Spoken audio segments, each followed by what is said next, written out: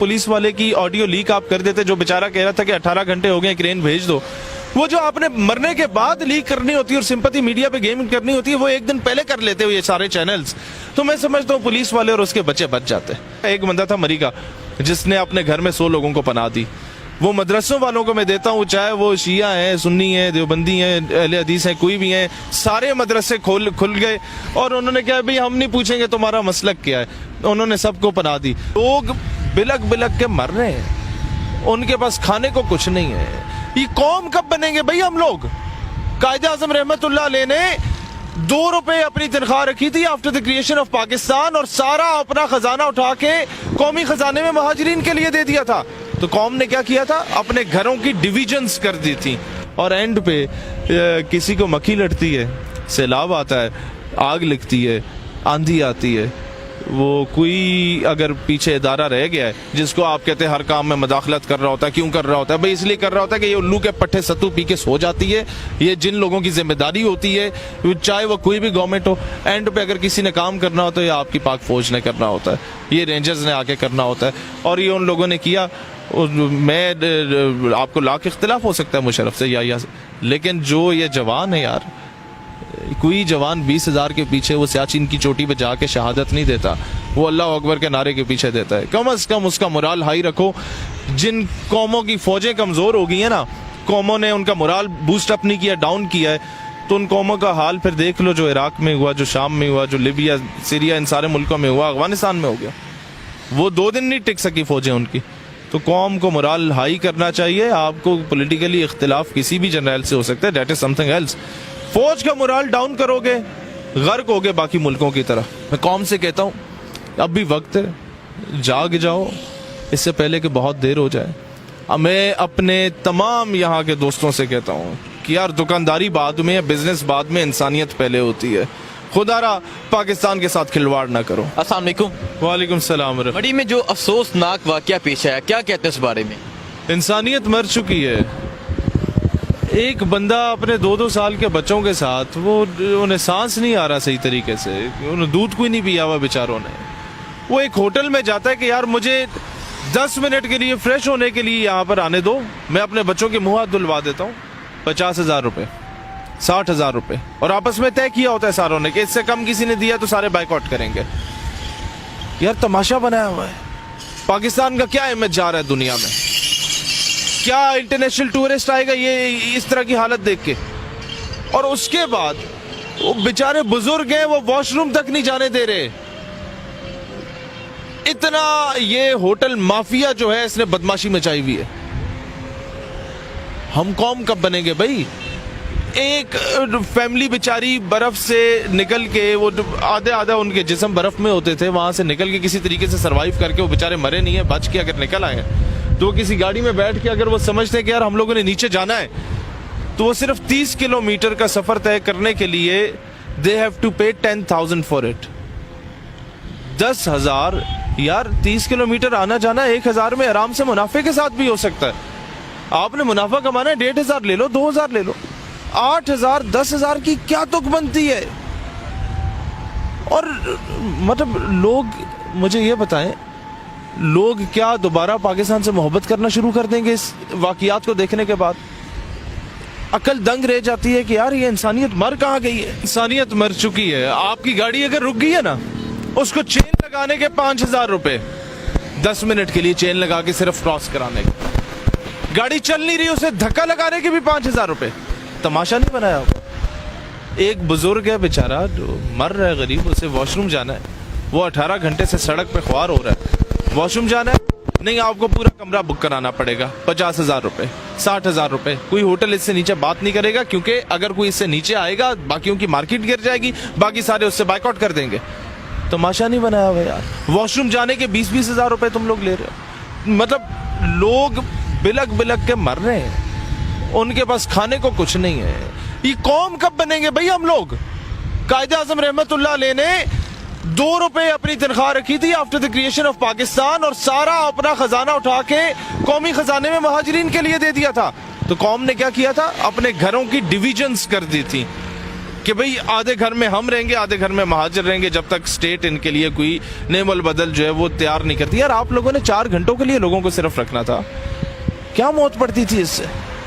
جب تک وہ علی ستپارے کی طرح کوئی بہت بڑا ایشو کریٹ نہیں ہوتا میڈیا پہ, بہت زیادہ آڈیو ویڈیو لیکس نہیں ہوتی, قوم نکلنے کے لیے تیار ہی نہیں ہوتی. یہ قوم کب بنیں گے بھئی ہم لوگ؟ لوگ اس وقت سب کچھ دینے کو تیار ہوتے تھے at the time of partition, جب خود کھانے کو ایک وقت کی روٹی نہیں ہوتی تھی, وہ اپنی روٹی جا کے مہاجروں کو دیا کرتے تھے.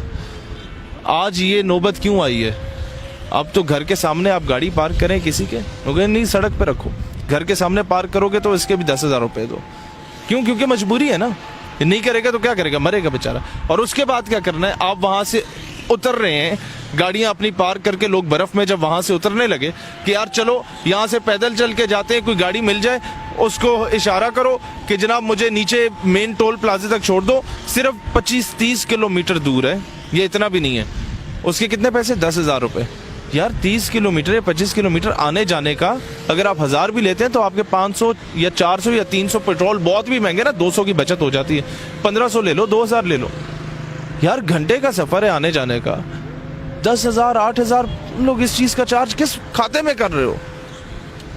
میں کہتا ہوں اگر یہ معاملہ کشمیر میں ہوتا نا, یا گلگت بلتستان میں ہوتا, لوگ اپنے گھر خالی کر دیتے, لوگ ایک کمرے میں کونے میں رہ لیتے, 100 150 بندوں کو اپنے گھروں میں ٹھہرا دیتے. میں گلگت ہو کے آیا ہوں اور ہماری قوم پہ افسوس ہے مجھے کہ میں ابھی پچھلے ہفتے شارجہ میں ایڈریس کرنے گیا پاکستانیوں سے, تو دبئی میں, شارجہ میں, ریس الخیمہ میں, پورے امارات میں جہاں جہاں کرسچنز کی دکانیں تھیں, 25 تاریخ سے لے کے دسمبر سے لے کے 1 تک, نیو ایئر تک, وہ کرسمس کی خوشی میں لوگوں سے ان لوگوں نے 50% آف کر دیا تھا کہ جناب کرسمس ہے, ہمارا مذہبی تہوار ہے, تو ہم لوگوں نے فری, مطلب 50% فری کر دیا.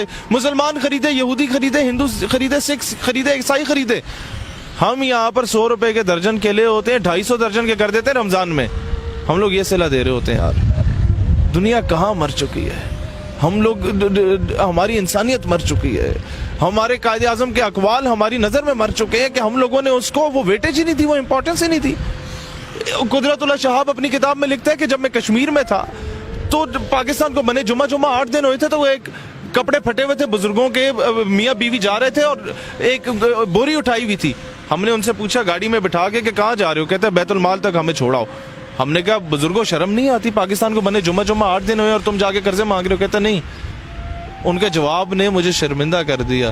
جواب یہ تھا کہ بیٹا جو لوگوں کے سونے ہیرے جواہرات تھے نا, یا کوئی بالیاں یا وہ زیور تھا, جو جن کے ہاتھ پاؤں کٹے ہوئے تھے, شہید ہو گئے تھے, وہ ہم اکٹھا کر کے سرکاری خزانے میں جمع کرا رہے ہیں, شاید پاکستان کی ریاست کو کوئی فائدہ ہو جائے. یار وہ قوم کدھر گئی ہے؟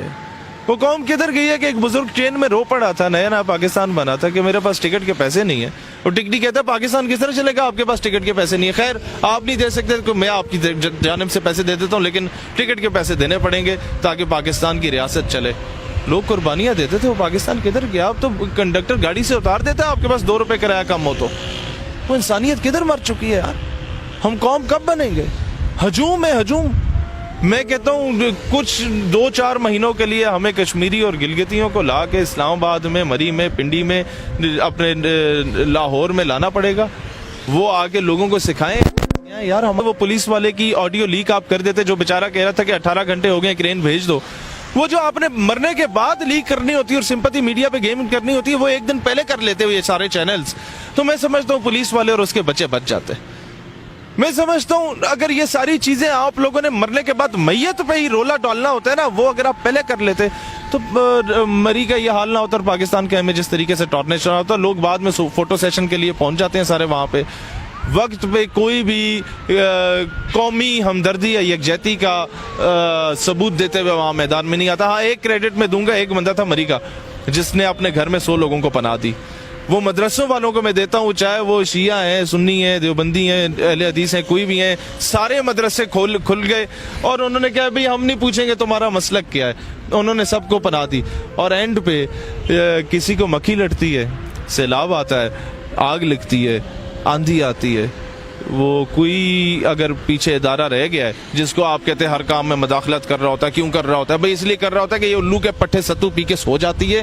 یہ جن لوگوں کی ذمہ داری ہوتی ہے، چاہے وہ کوئی بھی گورنمنٹ ہو، اینڈ پہ اگر کسی نے کام کرنا ہوتا ہے یا آپ کی پاک فوج نے کرنا ہوتا ہے، یہ رینجرز نے آ کے کرنا ہوتا ہے. اور یہ ان لوگوں نے کیا.